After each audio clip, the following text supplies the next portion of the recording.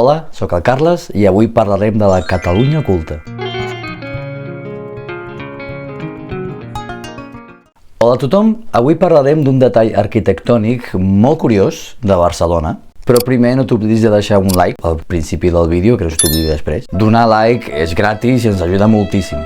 Passejant pel carrer de Montcada de Barcelona, a l'altura del número 20, sí, a la paret del Museu Picasso, si mires cap amunt t'adonaràs una estructura com a mínim curiosa. El que estàs veient és una finestra, és un exemple d'arquitectura de la baixa edat mitjana de Barcelona. El nom d'aquesta finestra és gelosia i normalment està feta en fusta. És un element arquitectònic de les cultures orientals, sobretot dels hispano-musulmans, i a la zona litoral, principalment al Maresme, és possible trobar exemples d'aquest tipus d'arquitectura. A Barcelona aquest element es va perdre, sobretot degut a les nombroses modificacions que va haver a la ciutat i transformacions radicals com la construcció de la Via Laietana. A Barcelona l'únic exemple que es conserva és aquest, el del carrer Montcada. Segons el Museu Picasso, que va restaurar aquesta peça el 2015, la finestra arrodonida està feta en fusta de pi i es recolza en un ampit de pedra i està més o menys a l'altura del primer pis. Segons el Museu Picasso, en algun moment després del 1915, la finestra es va modificar. El costat, que seguia l'estil de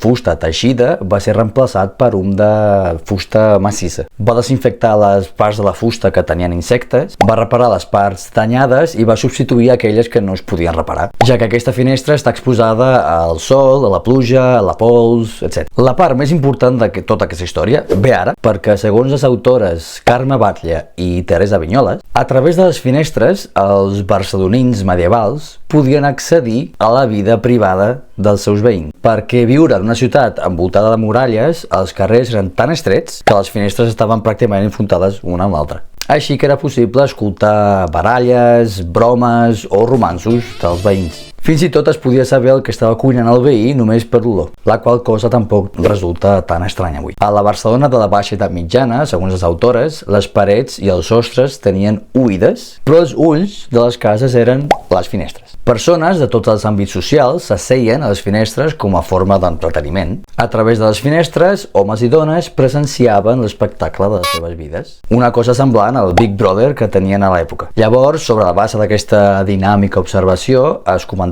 el que s'havia vist i el que no s'havia vist, o sigui, traduint tafaneig. Segons les autores, a la Barcelona medieval es parlava moltíssim. La nostra finestra entra aquí, en aquest context de poder observar sense ser vist i conservant el pas de l'aire i tenint un cert nivell de llum natural. Les xafarderies estaven tan normalitzades en aquella època que fins i tot es va trobar un informe, segons les autores, que un jutge va verificar personalment si es podia veure el llit de la casa des de la finestra de l'altra casa. Tot això per investigar una denúncia d'adulteri i verificar les declaracions dels testimonis. El desenllaç d'aquesta història estarà en un altre vídeo.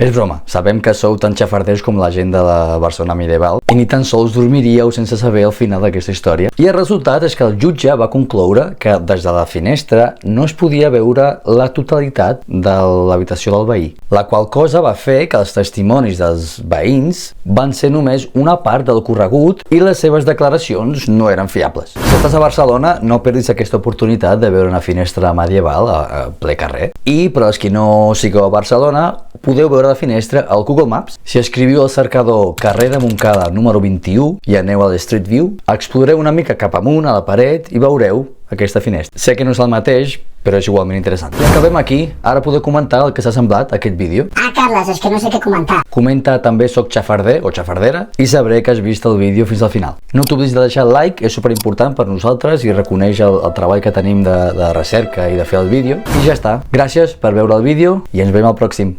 Fins aviat!